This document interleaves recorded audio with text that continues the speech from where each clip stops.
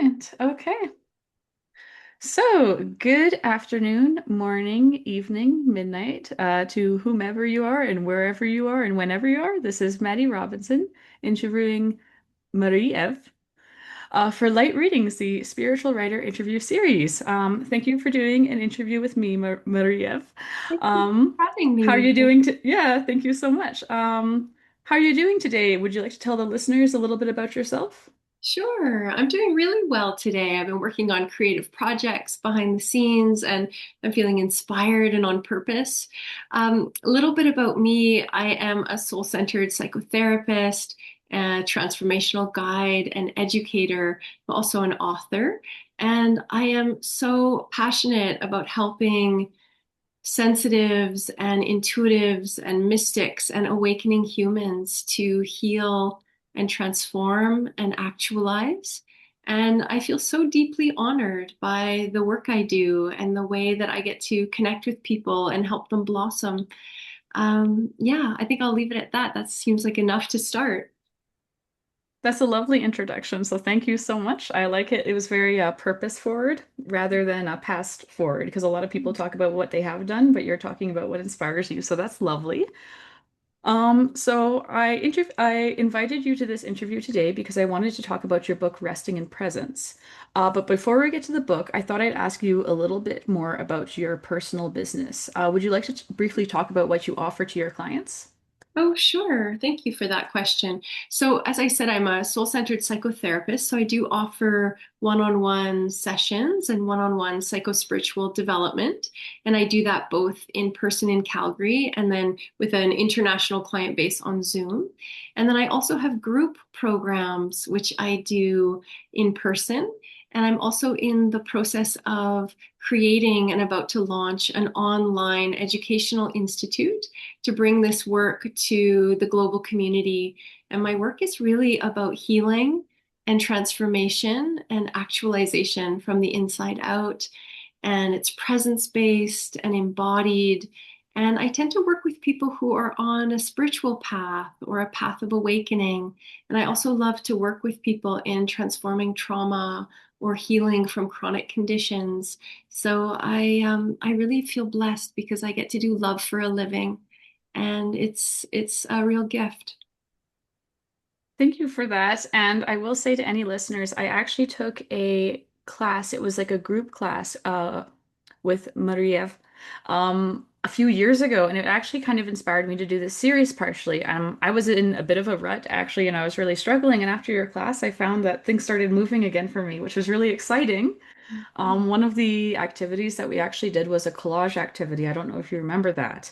And what was very interesting is like years later, I went back to that collage and a lot of things that I had chosen unconsciously actually started happening, like in reality. So it was so fascinating. One of them being I was really drawn to some pictures of pink northern lights, and then well, we got pink northern lights recently, which was actually very cool because I live in the mountains now. So, but that's something I thought I'd bring up because I actually found that your classes and your work really helped me. So I just wanted to say thank you for that and let you know kind of where I am now and let any listeners know that she's really great. For that, Maddie. Um, And I love hearing that Emanate impacted you. I thank you for sharing that. I actually, yeah, and I really appreciate the patience you had with me in particular because I almost felt like I wasn't ready for that group. Like there were a lot of heavy hitters in that group who were very like artists and musicians, and I was like, oh, I was a little bit nervous, but I kept with it, and I think I appreciate your patience with me because I think it really paid off. So thank you so much. Oh, you're welcome. Anytime, Maddie. And it's always a joy to have you in programs or in group because you bring such a lightness and such a joy. So yeah, always a pleasure to have you. Yeah, thank you. I just wanted to make sure I said that. So to get started, let's talk about your book, Resting in Presence. So part of the reason I wanted to interview you is for this series, I have a lot of nonfiction writers, fiction writers, all sorts of writers, and your book stood out to me because it's written in such a way that it's a collection of very short pieces. It's written very poetically. Some pieces are longer, kind of more like mini essays. Some are shorter, more like little poems. Did you want to talk a little bit about the structure? Why did you choose to do little pieces? Absolutely. Yeah, absolutely. So, Resting in Presence is a collection of shorter works, and some of them are poems, some of them are little reflection pieces, some of them are, as you said, closer to essays. And the reason why this book is the way that it is because it didn't actually come together from a decision that I made, but it was more like a collecting process. And so I found that whether it was sharing on social media or little snippets in my journal, these pieces were collected during a 10-year healing journey that I was on. So I was recovering from chronic Lyme disease and co-infections. And there was a very intense 10-year period for me where I was healing, and it was very intense and very contemplative. And the book made itself. So I didn't set out choosing to write a book or deciding to write a book, but I assembled or collected so many pieces that I thought I might as well assemble these into a collection that can benefit others. And a little secret is that this collection was really just the skimming off the top of the larger body of work that came through in that 10-year healing journey, which is entirely longer works and longer essays. So this was just the little amuse-bouche, the little appetizer from that body of work. Yeah. That's interesting. I appreciate the answer because I am also, so I'm a creative writer, which is why I love talking with writers. And it's funny how often most of what you do publishes the tiny 10% or the tiny 5%. But if it's an amuse-bouche, then I'm excited for the main course. Um, Thank you for saying that. Yeah. I would like to ask you specifically about the book. You do mention the book is a lot about healing, particularly recovering through, chronic illness or from chronic illness and other things like this. I know you work a lot with post-traumatic growth as well. I found that though, even though a lot of the pieces in this collection are tailored to your experience, they actually resonated with me as well. I haven't experienced some of the things you have. You did mention, Lyme disease, things like this. But in this collection, you do mention that resting in presence is the companion guide that you wish that you had found when you needed it most. And I wanted to ask a little bit more about that process. Were you writing for your past self? Did you want to chat about when you were writing those pieces? Did they kind of just come to you out of nowhere? Were you expecting it to become a book or?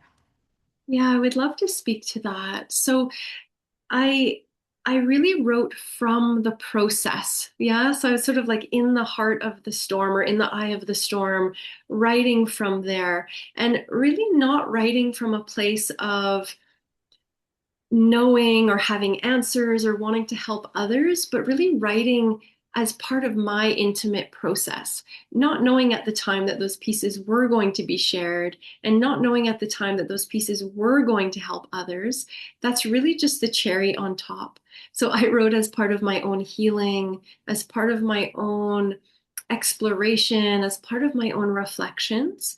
And then in the honesty or in the vulnerability of that of what I shared, it's been such a delight and such a gift to hear how those pieces have landed with others. So I have people who say, I pull your book off the shelf when I'm having a hard day, or I pull your book off the shelf and just open it at random when I need a little hit of wisdom. And it really is such a gift and so beautiful that when we are connected to our own humanness and when we're connected to the truth of our own experience, how much that is universal in a way that when I share about my pain, you can relate because you have pain, or when I share about my confusion, you can relate because you have confusion. So the book has had a really beautiful ripple in that way where it's touched people and impacted people in a way that I'm really touched by. And I do think it's interesting because often when we're looking for someone to help us or something to help us, often we realize we are the help that we need. Mm, But then, which I think is so interesting because it sounds like you wrote it came through you first. And maybe it helps a lot of people, but was that the original intention? I'm not sure, but it definitely helped me. But I think it is very true. Sometimes, potentially, maybe you're looking for something, and then you realize you are it because it just doesn't exist in the world yet. And that's kind of a beautiful thing. You're like, oh, I have to provide this. No one's going to provide this for me, so Yes, it I becomes love a mission. that. I love that you're saying that. And isn't that both inspiring and also humbling when we realize that we're a pioneer or that we're breaking trail on something? But I also love how you're saying that, we are the help that we need because Maddie, so much of my work is about pointing people back to themselves. Even my company name, Centered Within, it really is about looking inward and being resourced from inside and being connected from inside. So my work is really based on that principle in a larger way, that we contain everything we need inside of ourselves, all of the answers, all of the wisdom, all of the connection, is a big tenet of my work. And to add on to that, I was thinking recently about words like intuition, right? Like it starts with the word in because it comes from within, right? And a lot of these beautiful qualities, ambition, creativity, they do kind of start, there's almost like it has to start from the inside out, which is kind of a beautiful thing. It kind of sprouts, right? Yeah, I agree. I couldn't agree more. And I think, Maddie, we live in a world that really is distracting us constantly from going inside, right? We're not encouraged for the most part to turn inward. We're not encouraged to have quiet moments with ourselves or to have idle time, right? We're all on our phones or on social media or, shopping, or we're not encouraged or pointed inward really to the one place that I believe is the treasure trove, right? It's like we're told to keep looking out there and buy this next thing or keep scrolling. And I think that robs people of their resources. And so I feel so strongly about turning people inward toward the treasures they contain inside. And I think a lot of the pieces in this book are about that. It's about coming home to yourself and coming home to your your truth or your innate knowing or to your own connection to spirit, source, God. It's very much a pointing inward. And I really appreciate that comment too, because I've even found I never even used to be someone that actually had that kind of short attention span or was drawn towards the external world as much. And lately I'm like, wow, whoever works in marketing is really doing a good job pushing this because even me, it's brutal. Like the phone, you know how they know what you like now. So I'll go, oh, and then I'll go, even with poetry, for instance, on Instagram or something, I'll go, ooh, that's a great poem. But then I go, this is not the same experience as like sitting in a cafe and opening a book and maybe getting a poem that you don't like that grows on you, right? So that they're getting better at that too, which is why I think it's really important right now to tune in. And Mhm. I always try to have 20 minutes where I do nothing every day and I just kind of Yeah. sit there. And Yes. I've even had people say like they kind of think it's funny. They're like, "Really, you do that?" And I go, "Of course, because for every other not, 23 hours and 40 minutes we're not doing that, right? Yeah. Even if we're sleeping." So, And I think yeah. it's vital. Our aliveness and our integration, our wholeness relies on having spaciousness of some kind or having breathing space. Or, you say 20 minutes and people are saying to you, only 20 minutes, or how can you do 20 minutes? And I'm hearing you and I'm going, I would never survive on 20 minutes. So much of my day is centers around tuning in and walking in nature and doing breath work and holding that spaciousness and holding that internal connection really as a source of my vitality and my well-being Mhm. and the wellspring of my work. So yeah, I agree. We're being baited more and more. It's like a little, little bit of fish bait or something dangling there where we're constantly being distracted or called outward. Yeah, and I know what you mean about the 20 minutes thing because that's my minimum. Yeah. Sometimes I'll walk instead of drive, right? Because I'm like I just need that space. Like I want to watch the sunrise. Like I don't I don't need to listen to a podcast unless it's this one, which is great. Precious, those moments, those spacious moments, where we shift out of doing and connect with being, right? We reconnect with beingness. And I really feel like our well-being and our aliveness springs forth from that place. I agree. So I will say that bled into my next question, as I'm Sure. sure you guessed. I wanted to talk a bit about this collection because I read this collection probably around the time I took your class, and it Mm. has a lot to do thematically with what some would call the feminine principle in a lot of different spiritual circles, you know, art, rest, yoga, creation, movement, kind of flowing rather than forcing. And something that I found personally that I thought was interesting is that I read this collection and I got really into all of those kind of qualities after. I got into letting go, I got into art therapy was really big because you just sit there and you don't even plan, you just kind of do, right? And it's beautiful, fun, and I have some up on my walls right now. Um, so I did want to ask about your thoughts on that a little bit more. With your clients, do you find there's way too much of a push towards doing and not enough of a push towards being? Because I find interestingly, I actually opened up and moved forward more by just being rather than doing, which is like the opposite of what we're told. This is such an insightful question. This is so insightful, and I'm so glad you're asking this. There's so much I could say about this. Let me dial it in.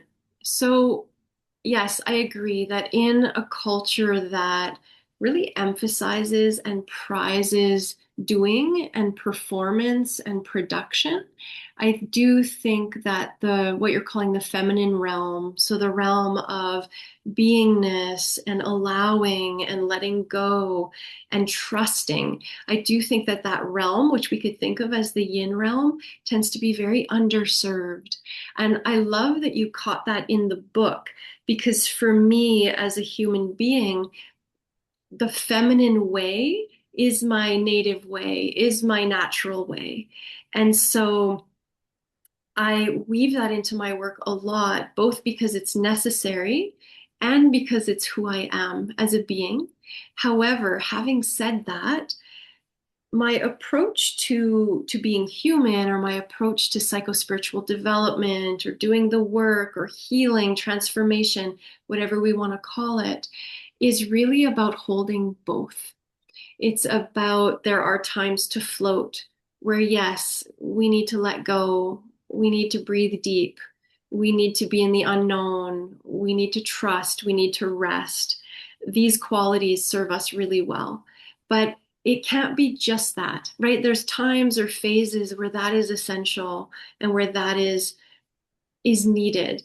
And but too much of that is also not in balance. So we also do need to have this side where we are co-creating. We're co-creating the life we want. We are paddling, not only floating. We are taking action. We are creating a vision. We're setting intentions. We're having disciplines or practices that stoke our self-mastery. So I really see it as an artful blend of the two.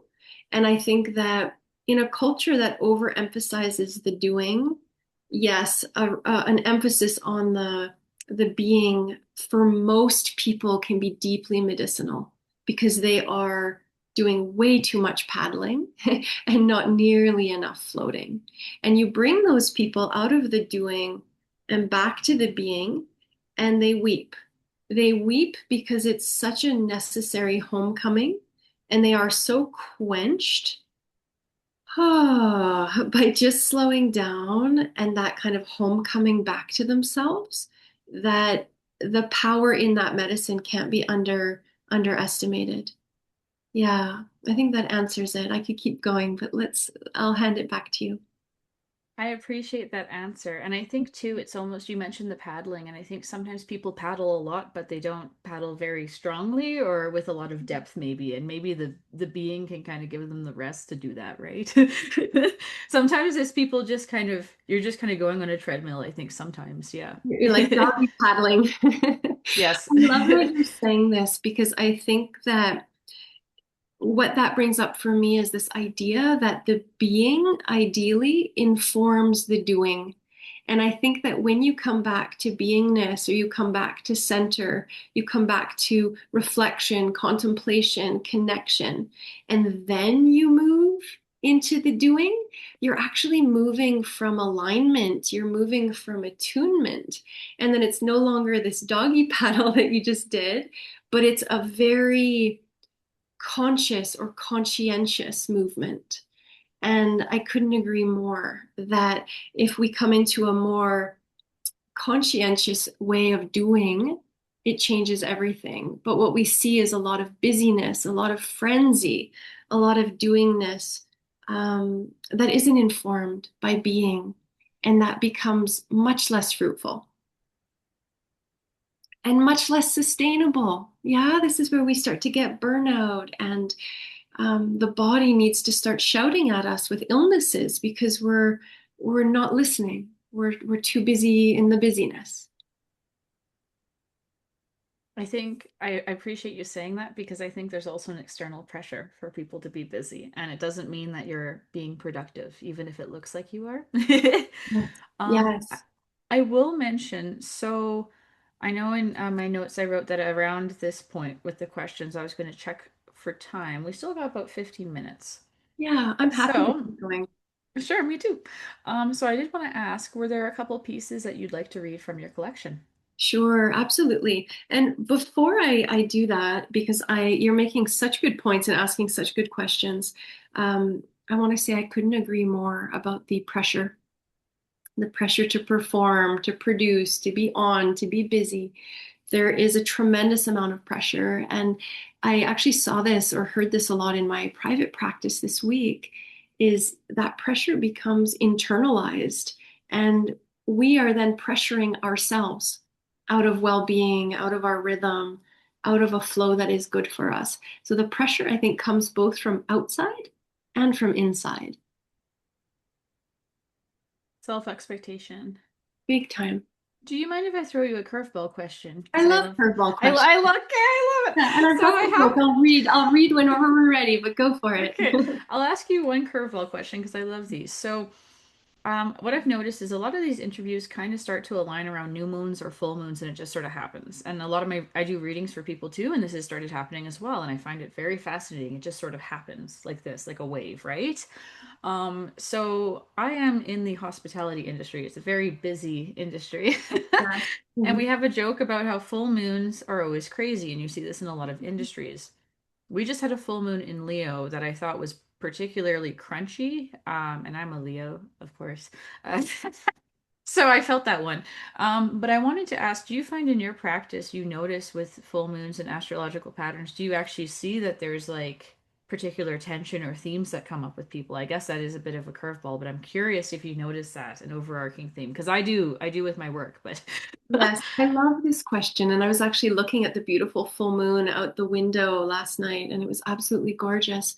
So I notice, I wouldn't say so much with the moon or with astrology, although I suspect it is linked to that, but I absolutely notice collective trends or collective themes, or there's waves that come through. And it's often fascinating to be a helper or a space holder or a guide and to work with many people because people come in and they don't experience fully or see fully that they're part of the wave, but as the helper or the space holder, it's really what you're saying, that there is a wave of intensity, or this week all of a sudden everyone has an upsurgence of something going on or the shit hitting the fan. Or so I absolutely notice these collective trends, and I'll often speak to those if I do a reel on Instagram or something.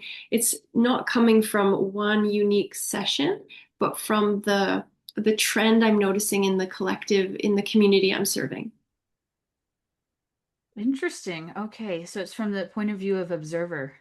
Yeah. Yes, And yes. holding the space. Yeah. I appreciate that only because I have started reading for people. And I've noticed a very similar things where often I'll have a bunch of people ask and I keep getting similar themes and I go, huh, isn't that interesting around a certain time? So I thought I'd ask that because um just out of curiosity, I'm sure you get to know people but with depth, Yeah. which is different than just observing from the outside, right?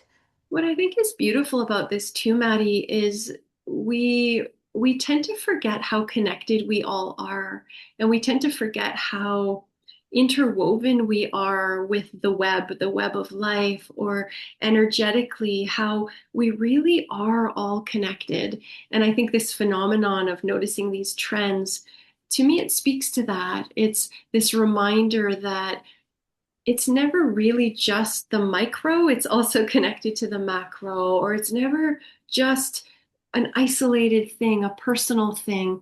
It feeds back into the whole. And to bring it back to my book, it links back to what we were saying earlier, is when I share my humanness or I share something I'm going through, the beauty is that somebody else is going through that too. Somebody else is having that experience. Somebody else needs that medicine or is having that challenge. And I think in a culture that really sells us the idea of being a separate self, it's it's powerful to remember how interconnected we are with each other and with the web of life. I find that a very inspiring remembrance. Yes, I would agree with that fully. That Mm. sentiment is entirely correct. And even for instance with your book, I did find there were sometimes I would open to a random page. I go, oh, I actually needed to hear that today, which really Yeah. shows you the interconnectedness. Speaking of, would you like to read? Yes, I would. I would. Thank you for bringing us back to that. So, as I was waiting for you to hop on this call, this Zoom call, I had a piece stand out. So, there are 123 pieces in this book, and this was the one that stood out. So, I'm going to trust in the spirit of connection with the collective that this is the one that needs to be heard today by somebody out there who will listen to this interview, and that it's kind of like a message in a bottle going out to reach whoever needs it. So this piece is called This Yes Heals. You can brace against it and push it away with all your might, but it's not going anywhere. Have you noticed? You can keep walking or running, but somehow you're not getting anywhere. Your might is no match for this teacher, this persistent guide from beyond. This messenger of soul is not going away until it teaches you. And this lesson is not over yet. You can turn away 1,000 times and it will continue to find you. You can run, but it will continue to stop you in your tracks. Are you ready to listen? No matter how many times you've said no, this is the only moment that matters. This is the moment that you can choose to say yes. In this moment, you can soften instead of hardening. You can move towards it instead of turning away. You can learn to love this unrelenting, unlovable thing, or at least stop fighting it long enough to lean in. It has a gift for you. It comes bearing wisdom, carrying truth, a truth you need to be whole. It takes courage to say yes to discomfort when everything inside us is screaming no. But this kind of yes, this allowing, is medicine that brings us into presence, carries us towards soul, and into the moment, into the heart of life itself. This yes heals. Thank you for reading that. I You're welcome. appreciate your pacing. Yeah. I will say, hopefully, did you pick up on any background noise there? No, I didn't. Did you have Okay, some perfect. background noise? I think it should be okay. You have There's a some little, creature at your door? sorry? You have a creature at your door? What's going on? No, my cat. Oh, no, I have a couple other people I live with, Oh, but they gotcha. know that I'm interviewing, so it should be okay. Okay. No, it was But I lovely. didn't, if you didn't pick up anything, then I think we're I think it okay. was But all I just good. want to make sure that you didn't hear anything on your end, because Yeah. my door is sealed. What I noticed as I was reading this piece, Maddie, is it links back to this idea of that feminine principle. And so, what this piece really is all about is the ways that we resist so much in life. If we have a symptom or a difficult emotion or a life challenge, it's all the ways that we tend to resist or brace against it.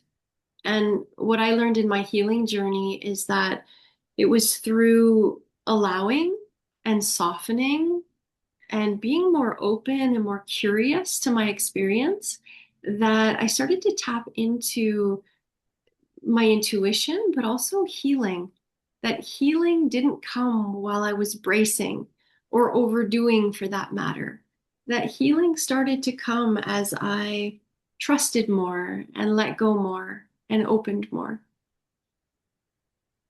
And I appreciate you saying that because I think there's sort of a mental training that we have with ourselves to resist things that don't feel easy or resist things that feel kind of crunchy or scary or maybe challenge us in ways that we don't understand or see as a challenge. And rather embracing it as a challenge, we kind of push it away. I will say one thing that I learned, sort of, this is kind of after I took your class and everything, is I used to resist feeling anger or exploring anger. And it was interesting because, like, the light bulb came on when I realized that's actually an invitation. It is a yes, not a no. Don't ignore it. It's like an invitation to be like, let's see where this goes, kind of thing. Yes. Yes, I don't know if that would count as an example because I know everyone's different, but It's a beautiful example. And I think there are so many examples, and that is a great one. And I think, you know, this saying, what you resist persists. yes. So if you're resisting your anger and bracing against it or denying it or suppressing it, that experience can never come up and complete itself, right? The anger can never come up and fully process and integrate and complete. So I think that it's very much like this in life that to allow our experiences, whether it's a symptom or an emotion or whatever it is, but it needs the space and presence to process, to integrate, and then it can complete. You don't have to keep carrying it. Yeah. And also, these things have messages. I don't know if you found that with your anger, but often anger there's a message in there. It's often a boundary trespassing, where there's a kind of wisdom in there for you. You're not angry for nothing, right? Yes, I think it's actually the most useful emotion that's been sort of weaponized against people because Mm, everyone sees it as a negative thing and it's mhm. nothing, it's not a negative. It's Yes, showing you something or it just is or like there's a reason that it's there. yes. And I appreciate you mentioning the yes because I think we also see boundaries and challenges as being like a no. But Mhm. sometimes it's like it starts with you going, yes, I can do this, right? Or even Yeah, with sometimes that can turn into a an opportunity or something, right? You don't really know. absolutely. So, Absolutely. Yeah, I love yeah. that. And I think so often we make ourselves wrong for our experience. I hear this so often through my clients, like I shouldn't be feeling this way. I shouldn't be. And it's like, well, as long as we're making ourselves wrong for the experience, we can't harvest the wisdom or the message in it. We can't heed what the experience is showing us or teaching us. So I often like to encourage my clients to stop making themselves wrong and actually make it right. What if it's right to be angry, right to be disappointed? What if this symptom is right? It's coming with a message for you. And all of these things ultimately I really hold them as realignment opportunities. When there's discomfort, when there's intensity, there's always an opportunity in there for growth or for a new choice or a reframe, a new perspective. I really believe in the ripeness of opportunity in all our challenges. And I think that's the right way to go about it because when you open up, I'm all about experience and belief because you can have an experience that may shape your future beliefs, but then your beliefs will start creating new experiences, and then it gets all tangled and tricky, and you can't see the difference between them. But really, the experience is the experience. There's nothing wrong with the experience you're having emotionally, right? Yeah. Versus the Yeah. mental story you tell yourself potentially. Um, I will say too, it's interesting you mentioned this as well because I have started reading for people and it's been so fascinating because I'm sure, I mean, you're very intuitive, so I'm sure you get this all the time where you might have an experience and years later with the same person or years later with a different person, but it harkens back to the old experience. You actually have a reframe in your mind or a paradigm shift and you go, oh, that's why I met that person. Or you go, oh, that experience happened, but now I can talk to someone else about it. I'm Mhm. sure that might even help you in your job, right? So it's very interesting how sometimes the experiences we have, it's like maybe in the moment we can't understand it, but it actually might help us way later. Um, Yes, I yeah. think that is so true. And I think often also we, so I play with the timeline a lot in my practice as well, where we get to go back and revisit ourselves in the past and bring the wisdom of now back to the past. And it's, it really is such an incredible journey of development. And I do think that, as you're saying, we have so many opportunities to reintegrate or re-understand our life experience. I know my healing journey was a lot about that, right? It's living through a lot of things that at the time I couldn't understand or I couldn't process. And so they land as traumas. But later, when we're more resourced, we can go back and sort of reintegrate these experiences. And I think too, as a writer, I'm sure this has been, in some ways, it's what I love about writing, and I always have, is you can have any experience, and no matter how some would frame it as a negative experience, as a writer, it's always inspiration, or you can use it to do something creative, which is just so fascinating. And it almost flips any experience you want on its head because you get to create what you want from it, right? Which is very cool. Honoring. I believe so much in making beauty out of pain or making beauty out of our life experience. I love that. So, thank you very much for coming on and chatting. I will say, I know we're kind of heading up to the closing of this interview. Do you mind if I ask about one or two particular pieces? I would love that. So one that I want to ask about is the piece Bittersweet Mm, on page 11. And you talk about how the opposite of bitterness is gratitude, and you've been reflecting on that lately. And the reason I wanted to ask about this is because I come back to this a lot because I think you mentioned you work with a lot of intuitives and people on maybe more of a unique path. And I think sometimes it's hard to not get bitter that you don't have a normal experience. Does that make sense? The one that you see, the very like almost stereotypical experience. And there's an element of bitterness there. And obviously, my journey is very different from yours and vice versa for sure. Did you have anything you'd like to say about that piece? Because I came back to that a lot because when I took art therapy, one of the things you do is you create dolls. That was one of, and this was my favorite activity. And you got to name your doll, and you always named your piece. And I did a little doll, and I realized later maybe it was more of an inner child sort of thing. But they're like, give it a name, so I named it Amara, and I don't know why, I just did. And later I looked up all the different meanings, and there are all these meanings like unconditional love and all these other things. But one of them that caught my attention was the word bitter. mm, And I was like, isn't that interesting? I was drawn to a word that means bitter. And that was an emotion that needed to be explored. So I guess I'm not sure exactly where I'm going with this, but I guess I wanted to ask about this because you write, where the fuck am I going to step? Count your blessings. Come on, I'm going to be listing what's not working till the end of time.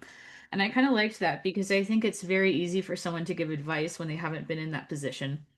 And I think people who are on a separate path than a lot of the collective sometimes feel a little bitter. That is not normal.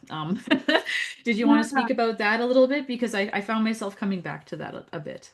I would love to. I want to say two things about this, Maddie. And the first one is I had a client just this week who was making herself wrong for not being normal. And I personally had to move past my need to be normal in a really big way on my life path. That I don't keep a quote unquote normal schedule. I don't have a normal job. I don't have a normal pace or rhythm. And I think I'm finally at the place where not only am I okay with that, but I celebrate that. So I encourage anyone who's listening who's still vying for normalcy. Not only does normal not exist, but I do believe it's highly overrated. And so I can't encourage you enough to forge your own path and to really claim and honor your own uniqueness, not as a badness or as a wrongness, but as something really, really right and really, really beautiful. So that was the first thing.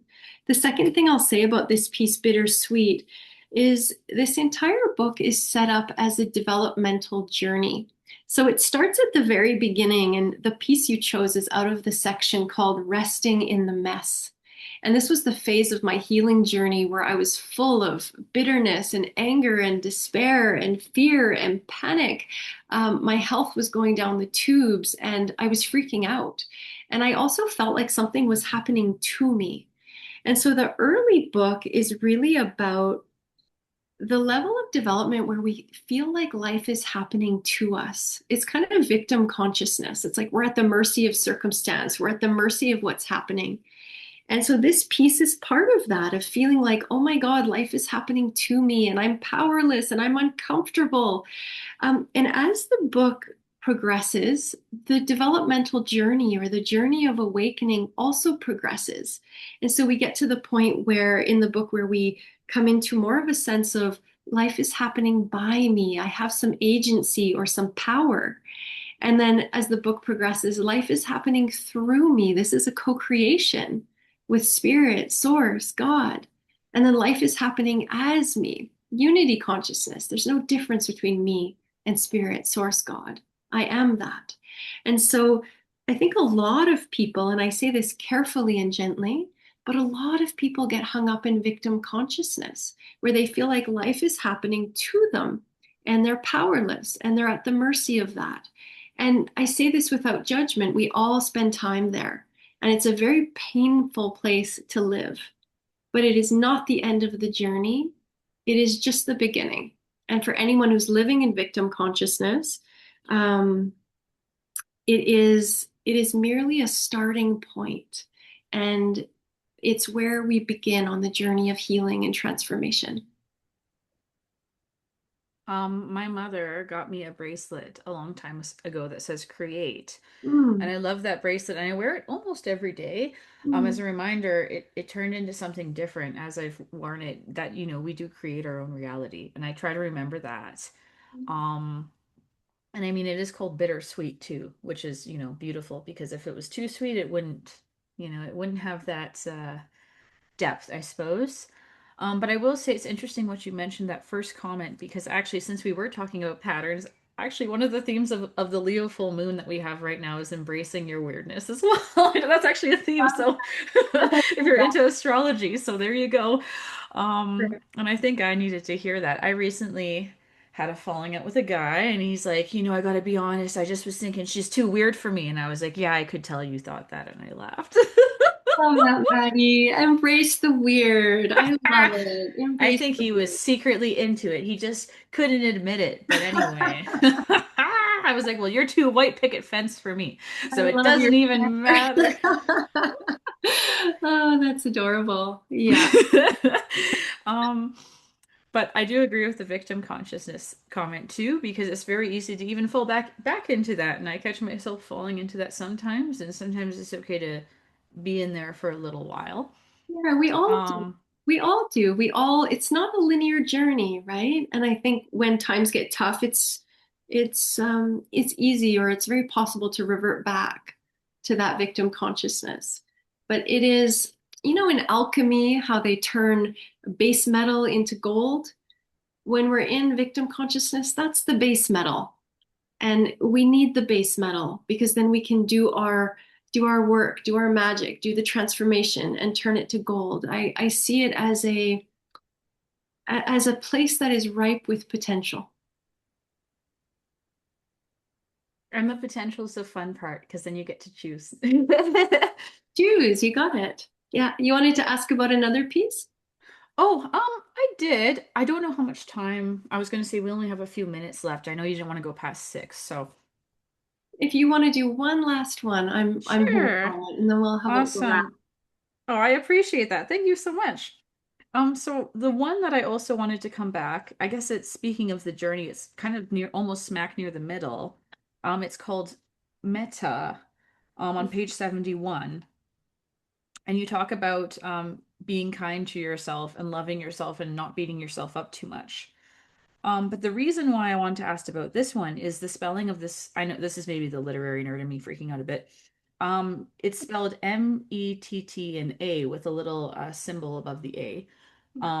The word meta that I'm comfortable with is the one, like I think it's Greek in origin, that means, beyond, like metaphysics or metatextual or things like this, meaning beyond. And I was wondering, what's the meaning of this other meta that you titled this piece after with the two T's? Out of I pure love curiosity. love the question, and I love to geek out about words with you because I am a lover of words and a lover of ideas. So thank you for this question. So the word metta, as it's used here, is from the Buddhist lineage, and it means loving kindness. So it is a not only a word, but a philosophy, a practice in the Buddhist traditions. You may have heard of metta meditation, which would be a loving kindness based meditation. But it really is about compassion. So that's what metta means in this spelling and in this context. And this piece is all about becoming a friend to ourselves, especially when things are difficult, or especially when life throws a curveball or things are challenging. We often forget that we are our own best resource. And when we can show up for ourselves and we can have compassion, tenderness for ourselves, mercy for our humanness, I really believe that no matter what we're walking through, we have more resource to get through it. We're so hard on ourselves. I see this in my practice and with the beautiful humans I work with. We're so hard on ourselves. We are our own worst critics, our own worst judges. And when we start to befriend ourselves truly on the inside, not only is it deeply, deeply medicinal, but it's also very healing for the nervous system. Because when you're being a jerk to yourself on the inside, the nervous system registers that as a threat. It's like a threat inside when you're Right. criticizing or judging. Yeah, so that was a long answer, but this piece is all about please be kinder with yourself. Please be Yeah. sweeter to yourself. Please have mercy for your humanness. That's what this piece is all about. I appreciate that. And I always, again, coming back to creation and Leo writing and all these things, I think the parts of, like, if we are creating ourselves and our lives, it's like things that are seen as mistakes or like conflicts are actually in a piece of art that would be like the interesting part or the beautiful part or the part that makes it unique, right? Yeah. So you are very correct with that. And I mean, a lot of things that might be a weakness might actually someone might see as an endearing strength. Yes. So I appreciate you Yes. saying that. In fact, I think I needed to hear that today because I had a rough day at work today and I was not feeling very good about that. So much need this reminder. Even I need this reminder, right? Yeah. Yeah, and it's so interesting how it contrasts with my understanding of the word meta, which means beyond or outside of or beyond understanding or all these different. It's very interesting because it's similar but not. It's different spelling and slightly different Yes. context. Yeah. Yes, yes. Well, thank you so much for coming on and chatting. I'd love to keep talking forever and ever, but what I've learned about these interviews is I can't do that, unfortunately. But shorter is sweeter sometimes. So thank you so much again for talking about your book and your business. Was there anything else that you would like to share with the listeners or that you'd like them to know? Sure. First of all, thank you so much for having me, Maddie. This is such a pleasure, and I enjoyed it so much. The only thing I would offer is if people want to connect with me, they can check out my website, which is centeredwithin.org. I'm also on Instagram at centeredwithin, and I've recently started releasing meditations and presence practices on YouTube, and so you can find me on YouTube as well at Centered Within, and I will be releasing regular practices there to help support people in a bigger way. And it's totally free. And my offers, courses, upcoming online offers, in-person offers, it's all on the website, centeredwithin.org. Awesome. Thank you so much for talking to me. Oh, let's say one last thing too. The Yep, book is sure. available on Amazon. Oh yes, yes. I will include Yeah. links on Substack and on Spotify to Amazon and to your website as well. It's also good for Google and stuff because then everything, speaking of interconnectedness, then stuff starts to pop up. I Yeah. learned that trick from some writing stuff I did. But thank you so much for coming on, and Mhm. I hope you have a lovely rest of your evening. Thank you, Maddie. What a treat to connect with you. Thank you so much. Take care. Bye. I guess I'll stop the recording. Do, do, do, do, do, do, do.